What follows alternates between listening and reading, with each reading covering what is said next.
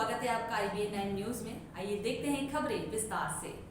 मध्य प्रदेश में 1 अप्रैल से लागू हुई नई शराब नीति का विरोध थमने का नाम नहीं ले रहा है। कांग्रेस के मीडिया पैनलिस्ट और वरिष्ठ अधिवक्ता प्रमोद कुमार द्विवेदी लंबे समय से प्रदेश सरकार की आबकारी नीति का विरोध करते आ रहे हैं। दरअसल लगातार विरोध के चलते आम लोगों से हस्ताक्षर जुटाए गए थे जो मध्य प्रदेश शासन को भेजे गए। प्रमोद कुमार द्विवेदी ने बताया कि नई आबकारी नीति का सरलीकरण शराब को बढ़ावा देने की नीति है जो युवा पीढ़ियों को बर्बाद कर देगा।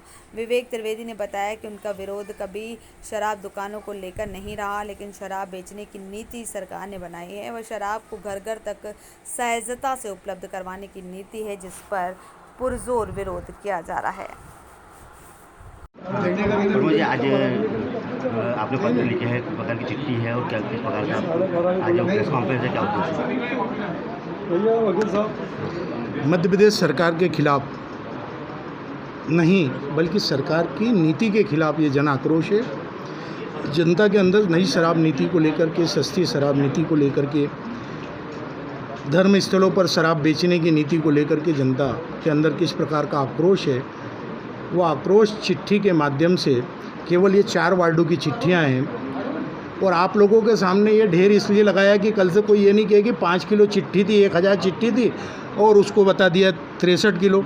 ये 80 किलो 700 ग्राम चिट्ठी है और खुलेआम चैलेंज है, कोई भी साथी इसको तुलवा ले।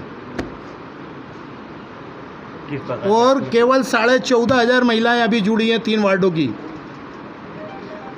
आने वाले 6 महीने के अंदर 1 लाख से ऊपर महिलाएं जाएंगी। ये जन आंदोलन बन चुका है। किस तरीके से शराब के कारण परिवार बर्बाद होते हैं, किस तरह से हैवानियत नंगा नाच नाचती है, किस तरह से अपराध होते हैं, ये किसी से छिपा हुआ नहीं है। पूरा का पूरा परिवार आत्महत्या कर ले रहा है। क्यों? सरकार राजस्व के लिए नहीं होती है, जनता राजस्व के लिए नहीं होती। शासन प्रशासन केवल व्यवस्था के लिए होता है, नीति बनाने के लिए होता है और नीति ऐसी बननी चाहिए जो जनता की सुरक्षा करे, राजस्व भी मिले, परंतु साथ साथ कानून और व्यवस्था का साम्राज्य स्थापित रहे। मध्य प्रदेश में आतंक का साम्राज्य स्थापित हो चुका है। सरकार अंग्रेजी के साथ देसी हवाई अड्डे तक में बेच रही है, सुपर मार्केट में बेच रही है, तो कल से धर्मस्थलों पर बेच देगी और धर्मस्थलों के सामने खुल रही हैं दुकानें। हम किसी दुकान का विरोध नहीं करते क्योंकि तुरंत हम पर शासकीय कार्य में बाधा या कहा जाएगा कि माल लेने की कवायद है।